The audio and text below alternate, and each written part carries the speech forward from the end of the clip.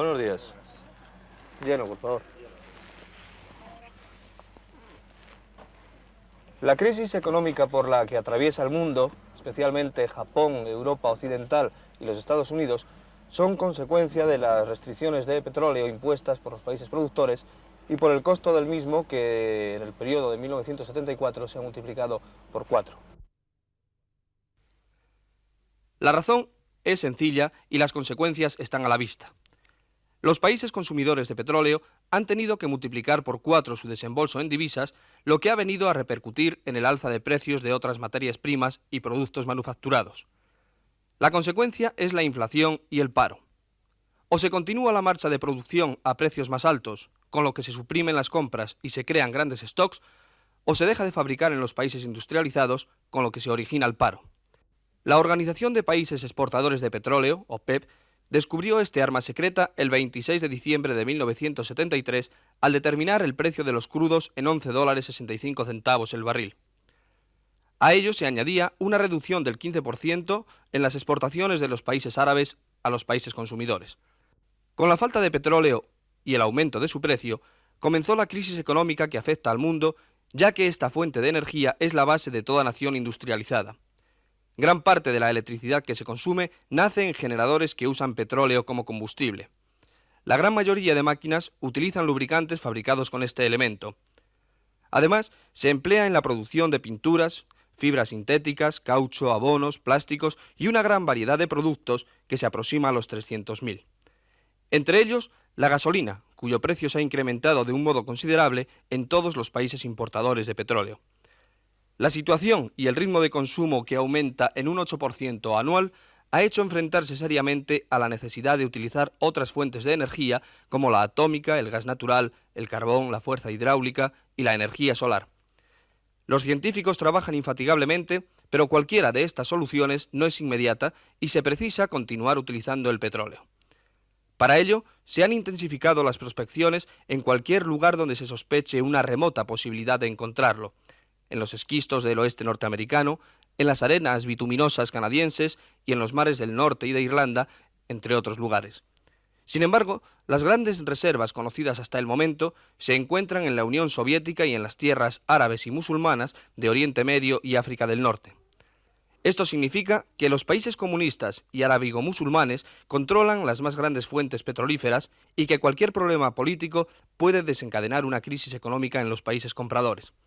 Fácilmente se puede comprobar con el conflicto entre árabes e israelíes, originario del boicot, que terminó de levantarse para Estados Unidos y Holanda tras la separación de fuerzas en el Golán. El hecho ocurrió el pasado mes de abril. Sin embargo, los precios de la OPEP se mantuvieron a pesar de que Arabia Saudita propuso su descenso. Incluso en este mes de diciembre volvieron a subir, aunque solamente a las compañías explotadoras y no a los países.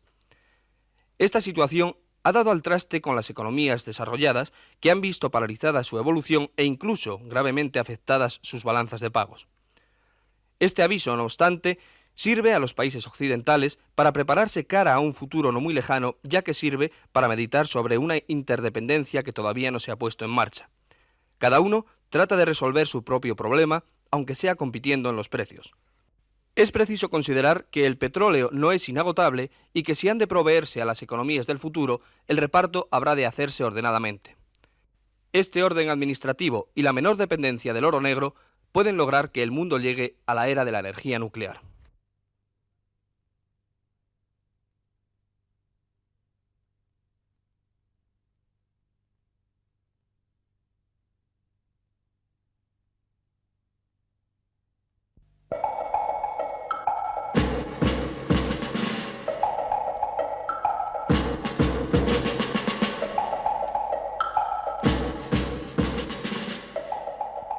También el Club de Fútbol Barcelona pisó fuerte en 1974. Hacía 14 años que no conseguía un campeonato de liga. Comenzó el torneo con rotundos descalabros hasta que se incorporaron al equipo los extranjeros Sotil y Cruyff. Este último, el más sonado fichaje y también el más caro de cuantos hasta la fecha ha realizado un equipo de fútbol español. El Barcelona con Cruyff vio pasar varios meses sin conocer la derrota. Y al final, el soñado campeonato de liga. Junto a la alegría del título nacional, y su marcha ascendente en el torneo europeo de campeones de liga, los azulgranas han celebrado también, en este año que termina, el 75 aniversario de la creación del club.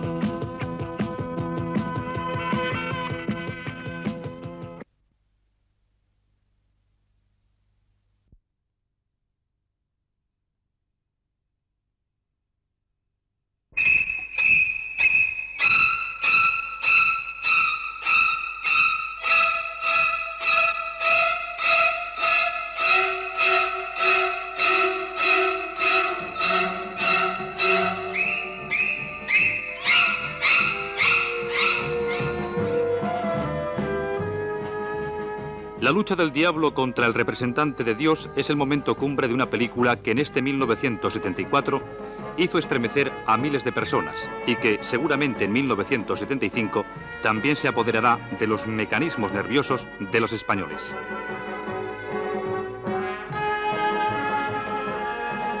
El exorcista, protagonizada por una niña de 14 años, asombró a los americanos.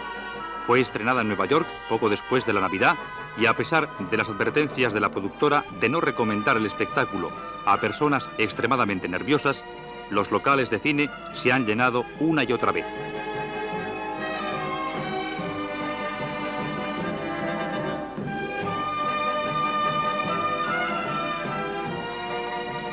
En una encuesta realizada entre varios psiquiatras de Nueva York, casi todos afirmaban que sus clientes habían acudido a la consulta después de ver El Exorcista y habían sido víctimas de depresiones nerviosas a raíz de la película.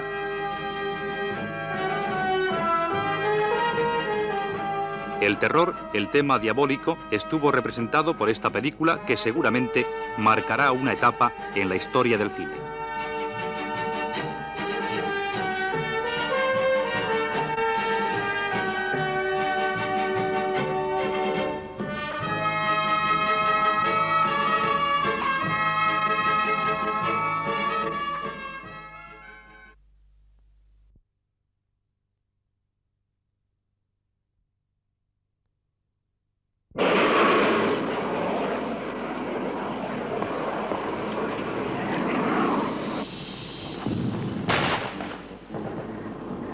A lo largo de 1974, Oriente Medio ha vuelto a ser la zona más caliente del mundo.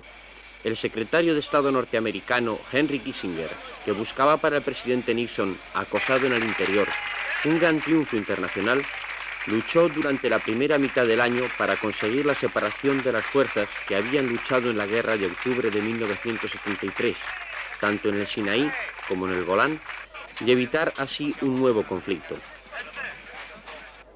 La diplomacia norteamericana logró, finalmente, que Israel hiciera concesiones en la zona del Canal de Suez y que Egipto se conformase con esa retirada parcial mientras esperaba las negociaciones de paz de Ginebra. De esta manera, activaron las conversaciones del kilómetro 101 de la carretera de El Cairo a Suez, en las que egipcios y judíos llegaron a algunos acuerdos bajo la supervisión de los cascos azules de la ONU, establecidos entre las líneas de ambos contendientes. Más difícil resultó la negociación entre sirios e israelíes, tanto porque Damasco es menos accesible a la política estadounidense, como por el hecho de que se trata de una zona vital para la estrategia de Israel. Por fin, Kissinger logró que Israel cediera algunas posiciones en el sector norte de la región y en el sector central, donde se asienta la destruida capital del Golán, Quneitra. También aquí las fuerzas de la ONU aceptarían el papel de cuerpo aislante entre los ejércitos de ambos países. El éxito de estas negociaciones resulta, sin embargo, parcial desde esta perspectiva del año, porque Israel ha tratado de convertir la actual situación en definitiva, esquivando la convocatoria de la Conferencia de Ginebra. El problema más difícil de resolver que ahora se plantea en este sentido es la situación de los palestinos. Tras la cumbre árabe de Rabat, la Organización para la Liberación de Palestina se ha consolidado como representante del pueblo palestino. Su jefe, Yasser Arafat, fue admitido en la tribuna de la Asamblea General de la ONU, donde expuso sus proyectos de fundación de un Estado. Esta posibilidad choca con la abierta oposición de Israel, que ni acepta a los palestinos como interlocutores en la proyectada Conferencia de Ginebra, ni permite el establecimiento de un Estado palestino junto a sus fronteras. Esta situación, unida a la negativa israelí de efectuar nuevas retiradas, ha puesto de nuevo al Oriente Medio al borde de la guerra.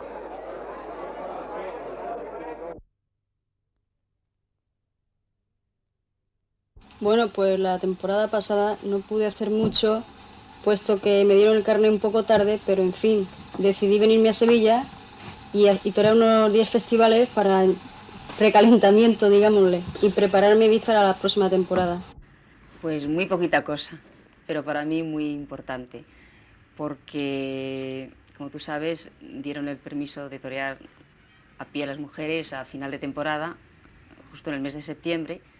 Entonces yo he debutado el día 8 de septiembre, he toreado hasta la fecha 8 festejos, he vivido un mundo lleno de emociones, de muchas cosas me han pasado, hasta he estado en el sanatorio de toreros y, en fin, no sé, ya te digo, tengo muy poco historial, pero muy emocionante. ¿Qué piensa hacer para la temporada próxima?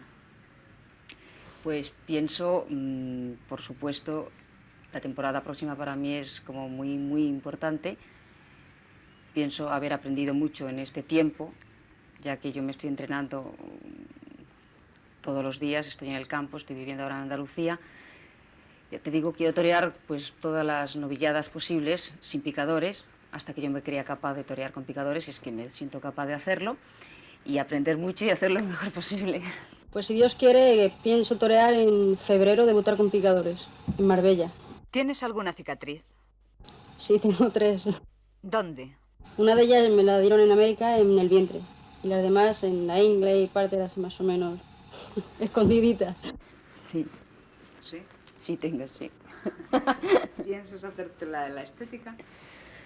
Debo de hacerme la estética porque las mujeres tenemos un problema de quiloides, ¿no? Por lo visto en la piel, y entonces las cicatrices no adornan demasiado. O sea que ahora de momento no, pero más adelante sí. Ángela Hernández es quien ha luchado por obtener el permiso para que las mujeres toreen, y ahora le sorprende que el trofeo a la popularidad le haya sido otorgado a Alicia Tomás. Es cierto, y la primera sorprendida he sido yo, porque yo creo que de haber ganado el trofeo, creo, ya no juzgándome a mí, sino creo que el trofeo se debía de haber ido a manos de Ángela, porque creo que es la única mujer que ha luchado de verdad por conseguir esto conjuntamente con mi abogado. Pero vamos, si los trofeos se compran o se ganan por amistad, pues me parece muy bien ganado. ¿A quién se lo han dado? Eso dice Ángela, qué bonito. No, yo reconozco que es cierto, ella ha luchado para que las mujeres toreáramos a pie. Esto no se le puede negar porque así es. O sea que hay que agradecérselo. Pero luego ocurre la realidad, ¿no? Y es que el que pueda más, pues hacia adelante, ¿no? Esta profesión es muy dura y muy difícil, y claro, lo importante, ya que te metes en ella, es intentar torear lo máximo posible, hacer lo mejor posible y en fin, y ganar, llegar el primero en la carrera, ¿no?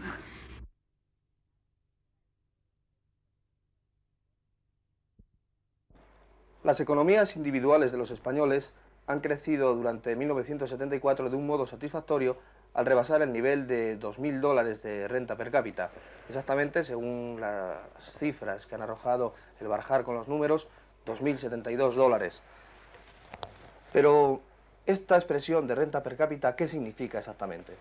Bueno, renta per cápita es el cociente que resulta de dividir el volumen total de renta de un determinado país en un determinado periodo de tiempo por el número de habitantes. Ante el panorama económico que hemos presenciado durante el año, ¿cómo ha sido posible este crecimiento en la renta per cápita que incluso rebasa las previsiones más optimistas? Hay 3 factores de distintos signos que han afectado tremendamente al crecimiento de la renta per cápita española en el año 1974.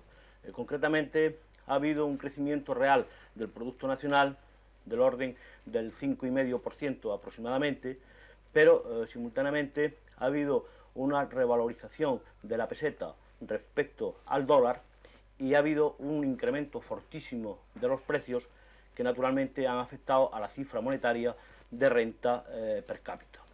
No obstante, considerando el momento tan débil y la inflación porque atraviesa la economía occidental, ¿puede decirse que estos $2.000 de renta son suficientes? Eso suponiendo que la renta esté distribuida equitativamente. Evidentemente, España, al alcanzar la cota de los $2.000, ha dejado de ser un país subdesarrollado. Esto es un hecho evidente, no es que haya dejado de serlo en el año 74, sino que posiblemente hace ya varios años que ha dejado de serlo. En este sentido, no cabe duda que es importante la cifra, la cota alcanzada en cuanto a la importancia que supone ya la economía nacional dentro de la economía mundial. Ahora, en cuanto al problema de la distribución de la renta, evidentemente yo vengo sosteniendo desde hace muchos años y vengo demostrándolo en mis trabajos que España adolece de un defecto gravísimo en la distribución de la renta, sobre todo en los aspectos personal y espacial. La distribución de la renta española deja mucho que desear. De los 9 países que componen la Comunidad Económica Europea, solo Alemania mejoró su situación relativa respecto a España al obtener un incremento de renta superior al nuestro. Por el contrario, la renta per cápita de los españoles ha mejorado notablemente frente a los países del Benelux, Francia y Dinamarca, y considerablemente con Inglaterra, Italia e Irlanda. Concretamente, la renta de los irlandeses solo es superior a la nuestra en un 10%. Esta estimación se ha realizado según los datos publicados por el International Financial Statistics, que edita la ONU, y el boletín mensual de la Oficina Estadística de las Comunidades Europeas. ¿Se pueden hacer previsiones para 1975 en lo que respecta a la renta de los españoles? Bueno, la renta monetaria de los españoles en el año 75 volverá a tener un impulso fortísimo debido al crecimiento de los precios que inevitablemente se van a producir en la media anual 75 respecto a la media anual 74. Es muy difícil en este momento que los precios de España, los precios internos de la economía española en el año 75 crezcan menos del 15%. Es decir, es muy fácil que la renta de los españoles en términos monetarios, insisto, se eleve aproximadamente otra vez en un 20% en el año 75. En términos reales, la renta española en el año 75 yo espero que va a crecer alrededor del 3%.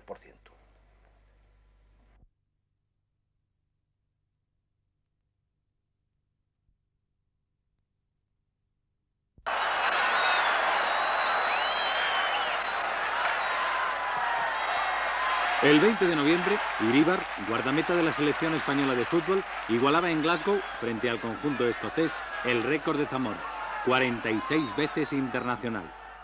Este es el protagonista, José Ángel Iríbar Kortajarena, 31 años, 1,85 de estatura, 81 kilos. Comenzó a jugar al fútbol a los 8 años en el colegio La Salle de Zarauz. Fue el entrenador Ochoa quien le brindó la oportunidad de ponerse bajo los palos del primer equipo. Era la temporada 1963-1964. Hace pues ahora 10 años. El día de Glasgow, muy pocos aficionados apostaban por una victoria de la selección española. A los pocos minutos de iniciarse el partido, los escoceses ya habían perforado la meta de Iríbar y se pitaba un penalti contra el equipo español.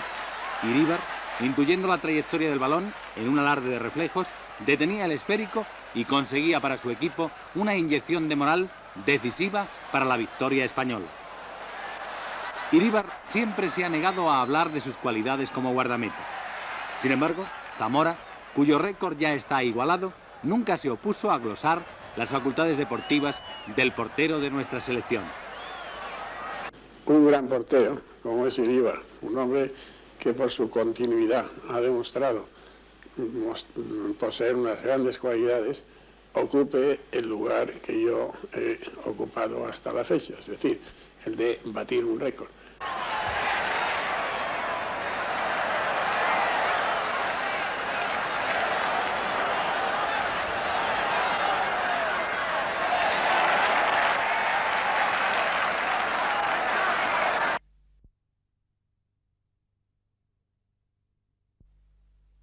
El día 8 de agosto se produjo la primera dimisión de un inquilino de la Casa Blanca. Richard Nixon, envejecido, enfermo y emocionado, leyó al país su discurso de dimisión desde el despacho ovalado de la Casa Presidencial. El asunto Watergate, que comenzó a moverse al final de la campaña presidencial de 1972, le mantuvo bajo el acoso constante de la prensa, de los tribunales y la opinión pública desde la primavera de 1973, hasta llevarle al borde del impeachment. Nixon, solo, acorralado, sin capacidad de maniobra política, prefirió la dimisión al proceso y a la completa ruina del Partido Republicano. El 9 de agosto juraba el cargo presidencial el vicepresidente Ford, que llega a la Casa Blanca entre el suspiro de alivio de sus conciudadanos. La dimisión del vicepresidente Spiro Agnew, en 1973, había otorgado a Ford la segunda magistratura del país. La de Nixon le dio la presidencia 10 meses más tarde. A Gerald Ford le corresponde la dificilísima labor de terminar con las lacras de la administración Nixon y devolver la confianza al país.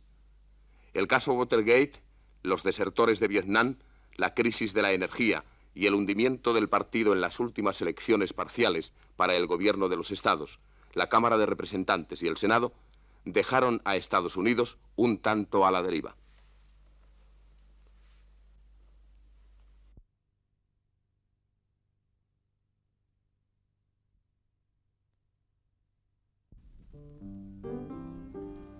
En contra de la imagen tradicional que nos pide para un músico de jazz una infancia pobre, a ser posible en las plantaciones del delta del Mississippi, o al menos en algún gueto urbano, Edward Duke Ellington nació casi con el siglo en el seno de una familia relativamente acomodada. Su padre era mayordomo de la Casa Blanca en tiempos del presidente Harding. Duke Ellington, que recibió el apelativo de Duque por su esmerado, aunque excesivo, cuidado en el vestir, se consagró internacionalmente a partir de 1927, cuando el jazz apenas empezaba a escapar de los estrechos márgenes del barrio de la diversión, el célebre Stripville de Nueva Orleans. Ellington comenzó en Harlem, el barrio negro de Nueva York. Su primer instrumento fue el piano, pero el definitivo fue la orquesta. Por primera vez concebía la banda de jazz como un instrumento dúctil en sus manos, y durante 56 años dirigió su propia banda, constelada de los mejores nombres de la música de jazz, entre los que cabría destacar a Paul Gonsalves y el gran Johnny Hodges. Dicen sus biógrafos que escribió más de 5.000 composiciones y muchas de ellas se han convertido en auténticos clásicos de la música de nuestros días. Todas las grandes figuras que con él empezaron a trabajar en el jazz en la década de los 20 acabaron siendo superados por la propia evolución de esa música.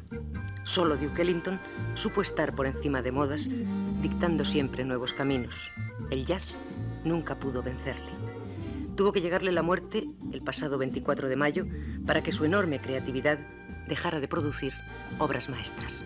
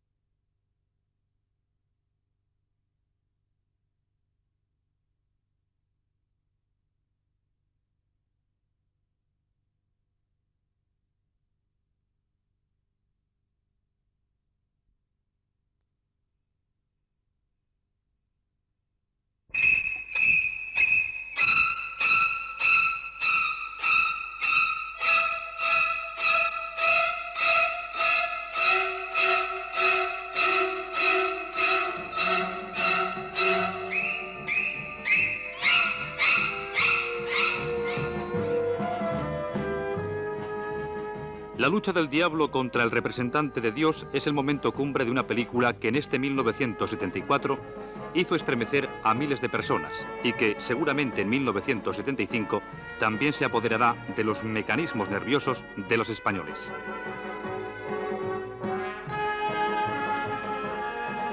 El exorcista, protagonizada por una niña de 14 años, asombró a los americanos. Fue estrenada en Nueva York poco después de la Navidad y a pesar de las advertencias de la productora de no recomendar el espectáculo a personas extremadamente nerviosas, los locales de cine se han llenado una y otra vez.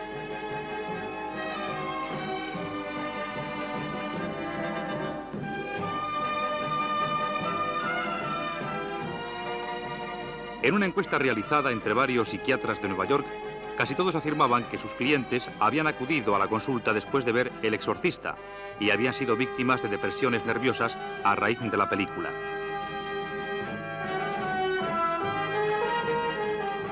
El terror, el tema diabólico, estuvo representado por esta película que seguramente marcará una etapa en la historia del cine.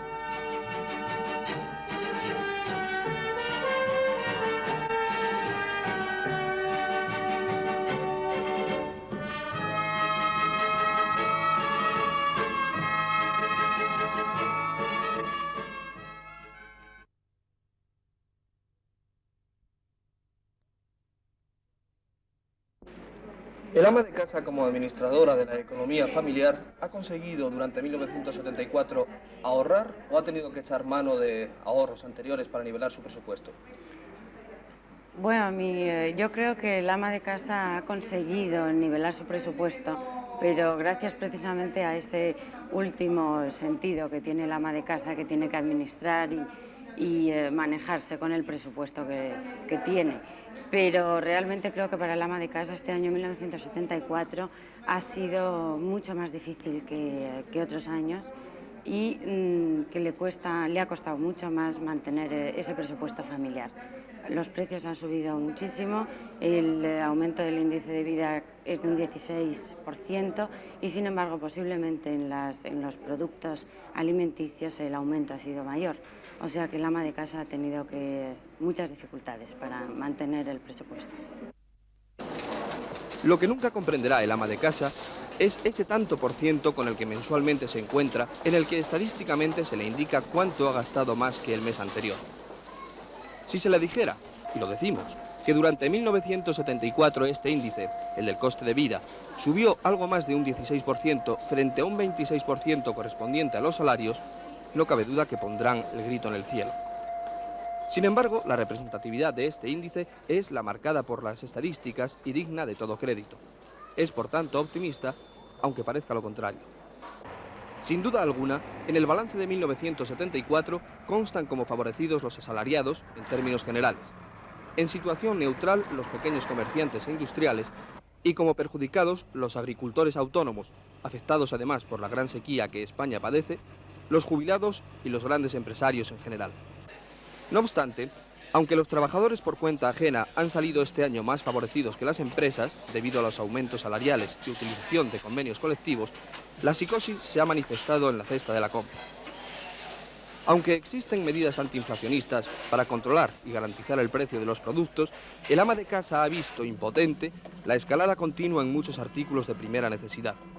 Incluso el tabaco, no incluido en la cesta de la compra, pero sí en el presupuesto diario del hombre y de la mujer, se ha visto afectado hasta en un 25% en algunas labores. 1974 ha sido el año de las sorpresas en el mercado. Afectó la subida al pan, aunque nadie quiere comerlo por aquello de la esbeltez física. Asustó la situación azucarera por la que atraviesa el mundo, pero finalmente el problema ha quedado solucionado para España tras los acuerdos establecidos por el ministro de Comercio con el gobierno cubano. Lo que todavía no se ha aclarado es que el aceite se venda libremente, ni las razones para que esta libertad supere las 100 pesetas por litro. Poco a poco se han ido controlando los precios y han sido aceptadas por el ama de casa, es un suponer, todas las subidas en los artículos de primera necesidad justificadas por este o aquel argumento. Lo cierto es que 1974 ha llegado a su fin con dificultades para unos y enriquecimiento para otros. Pero dada la alegría que nos caracteriza en estas fechas, nos conformaremos considerando que en la media no salimos mal parados. Conformidad por el momento, pero habrá que prepararse para recibir el próximo año económico. Sobre todo, las amas de casa. Bueno, de hecho todos los estudios económicos que se han hecho sobre la situación actual prevé un año 75 muy difícil y duro, pero personalmente yo creo que para el ama de casa tal vez no sea tan malo, aunque de hecho el poder adquisitivo disminuye cada día de forma notable. Yo creo que si los precios siguen manteniendo este ritmo de crecimiento, pues para el ama de casa va a ser muy difícil vivir. Por eso espero que de alguna forma los precios se estabilicen para que el ama de casa pueda seguir manteniendo su hogar y con cierta dignidad y facilidad.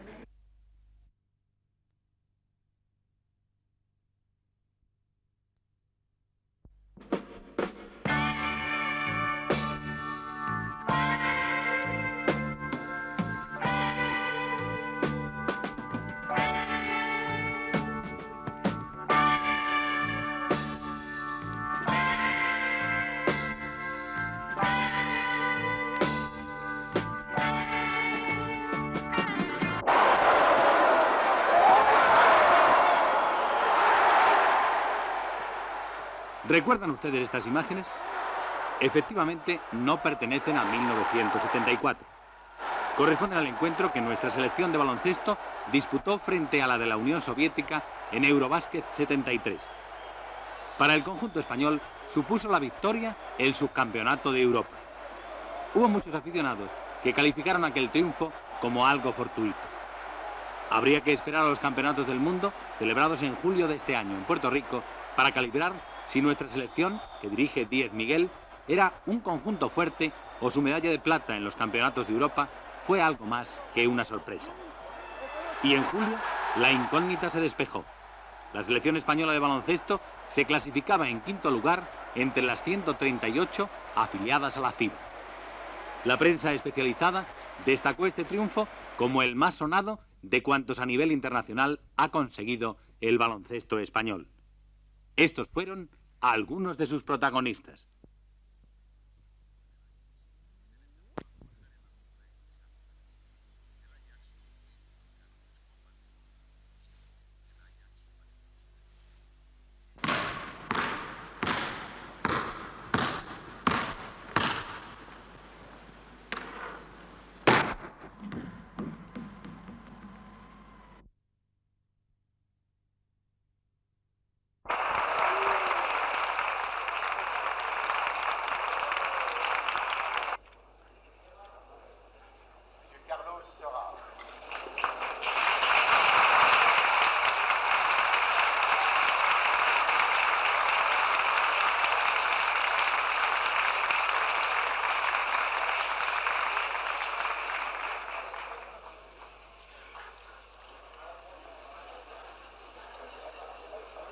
La prima Angélica, una producción de Elías Querejeta, le valió a Carlos Saura el premio a la mejor película extranjera en el Festival de Cannes.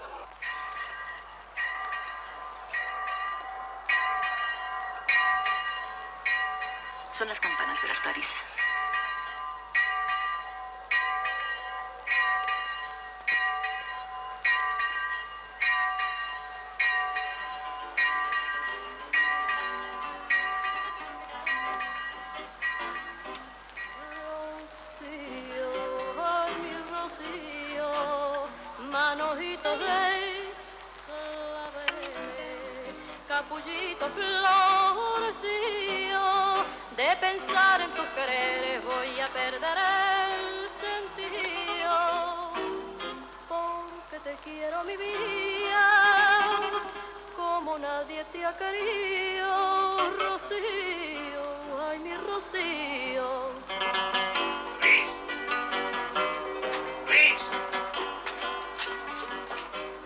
¿Estás ahí?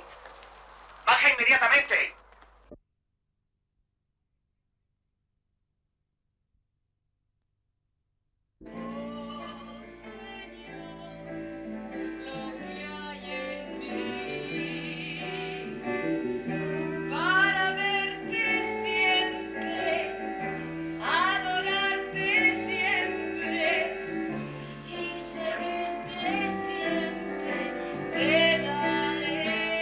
Junto con Ger y Jesucristo Superestrella, Gospel constituye una trilogía de nuestro tiempo.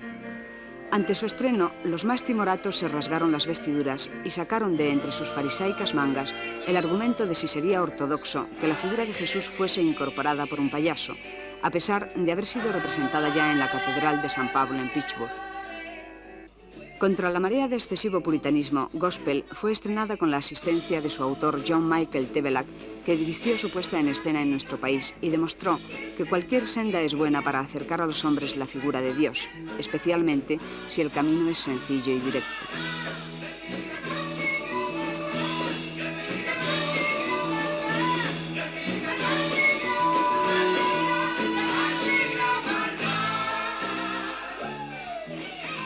Gospel, que en inglés antiguo significa evangelio, es la tesis fin de curso de estudiante norteamericano de 23 años John Michael Tebelak.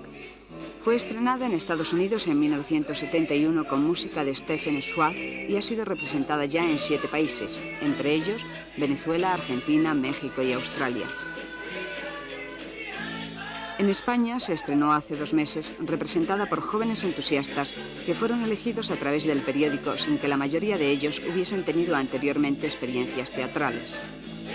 Jóvenes que día a día demuestran cómo a través de la música y la risa se puede hacer llegar al público la parte gozosa del Evangelio según San Mateo.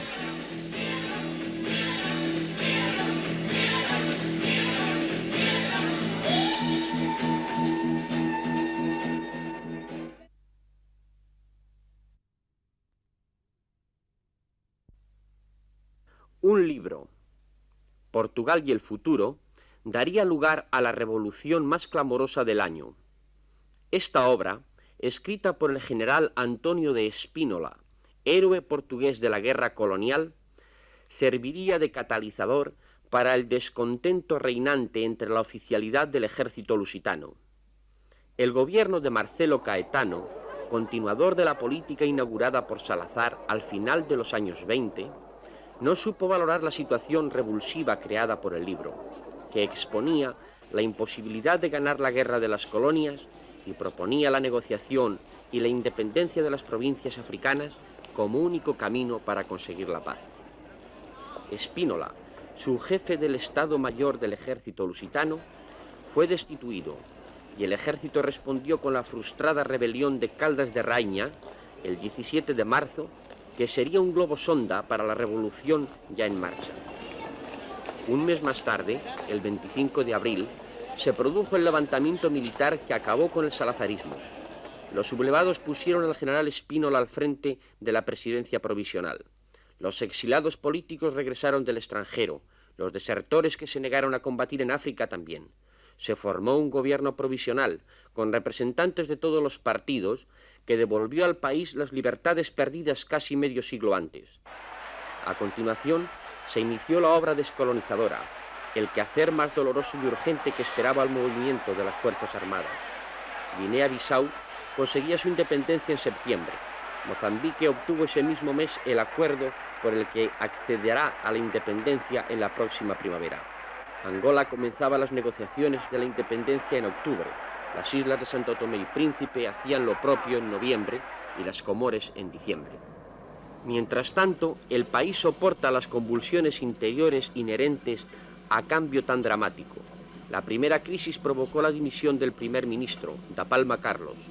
La segunda, en medio de una confusa conspiración de la derecha salazarista, costó la presidencia al general Espínola. Sin embargo, el programa de los oficiales que hicieron la revolución se cumple, aunque con dificultades, en todas sus etapas. En marzo habrá elecciones en Portugal.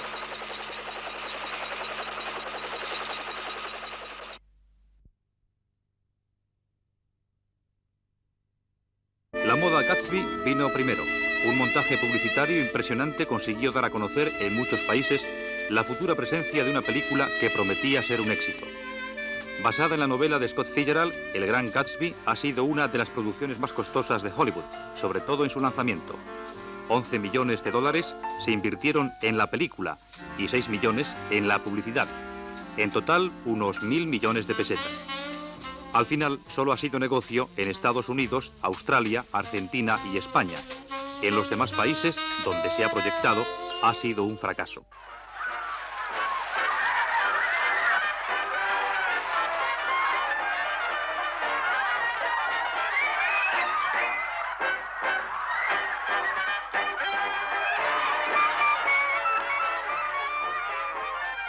La opinión casi unánime de los entendidos es que El Gran Gatsby es la mejor manera de fusilar una novela en el cine.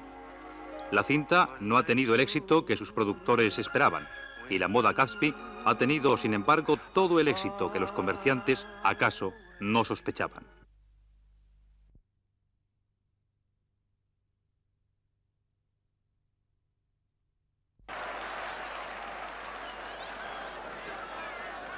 El Mundial de Fútbol de Alemania fue un torneo de sorpresas. En estas imágenes pueden ver, a juicio de la crítica, los goles más bellos del campeonato. Corresponden al encuentro disputado entre las selecciones de Holanda y Brasil, con la victoria de la primera por 2-0.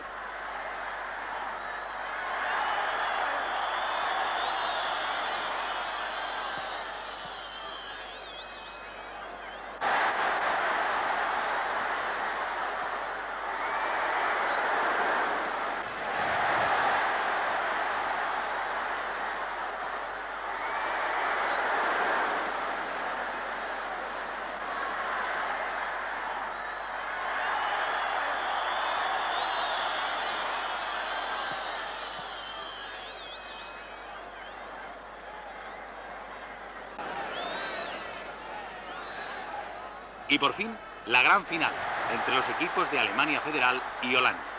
El conjunto alemán consiguió que la Copa del Mundo se quedara en casa. Estos fueron los 3 goles que se marcaron, 2 de ellos de penalti.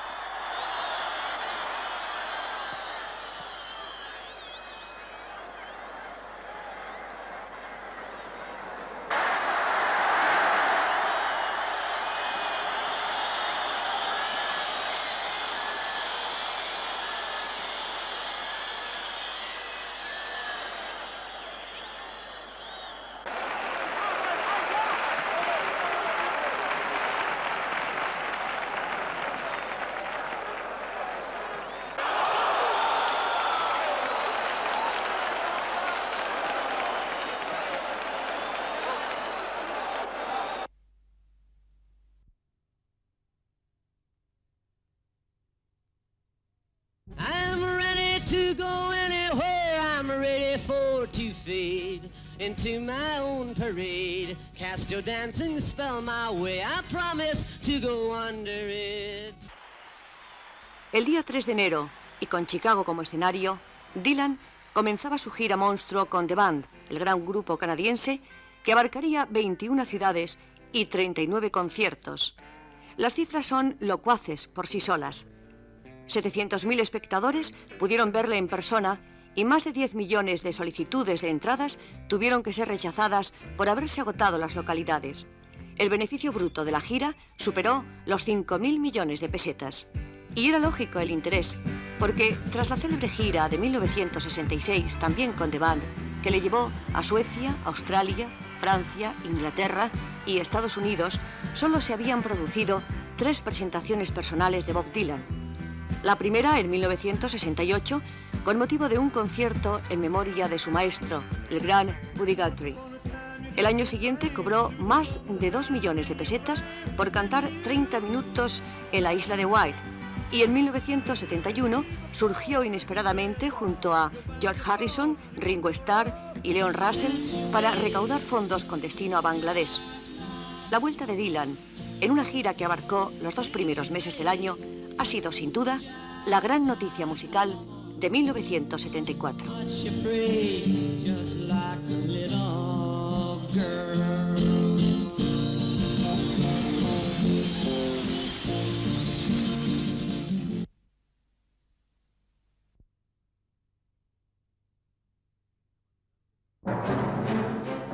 En la madrugada del 15 de julio, las tropas grecochipriotas, encuadradas en la Guardia Nacional y mandadas por oficiales griegos, asaltan el Palacio Presidencial de Nicosia. El arzobispo Makarios pudo huir durante la refriega, pero sus tropas leales fueron arrolladas por los sublevados. El arzobispo abandonó la isla. Nikos Samson, antiguo miembro de la EOK, fue nombrado presidente. El cambio provocó una elevadísima tensión entre las comunidades turca y griega de la isla y levantó en Turquía graves amenazas de invasión si no se restablecía inmediatamente el estatus anterior al derrocamiento de Makarios. Ankara acusaba a Atenas de haber promovido el golpe y Gran Bretaña iniciaba una mediación entre ambas capitales que no llegó a resultado positivo alguno. El sábado 20 de julio, las tropas turcas comenzaron a desembarcar en las playas del norte de la isla y en cuestión de horas llegaban al centro de Nicosia. Las Naciones Unidas consiguieron diversos altos el fuego que en uno u otro momento resultaron violados. El ejército turco se hizo con el control en 1/3 de la isla.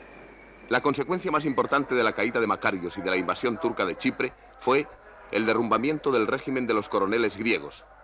El día de la invasión, Turquía y Grecia estuvieron por algunas horas al borde de la guerra. Al fin, la mediación diplomática británica y norteamericana consiguieron que ambos países abriesen una negociación. El presidente Gizikis hubo de llamar entonces a los políticos exilados para que iniciasen esa negociación. Karamanlis, exiliado en París, regresó para hacerse cargo del gobierno. Los políticos arrinconaron rápidamente a los militares. El pueblo griego acogió clamorosamente la restauración democrática llevada a cabo por el gobierno provisional formado por Karamanlis. Los presos políticos fueron puestos en libertad y los artistas e intelectuales regresaron del exilio. Karamanlis continuaría el proceso democrático con las elecciones parlamentarias del mes de noviembre, que dio el triunfo a los moderados, y con el referéndum sobre la monarquía, en el que los griegos se pronunciaron a favor de la Constitución republicana.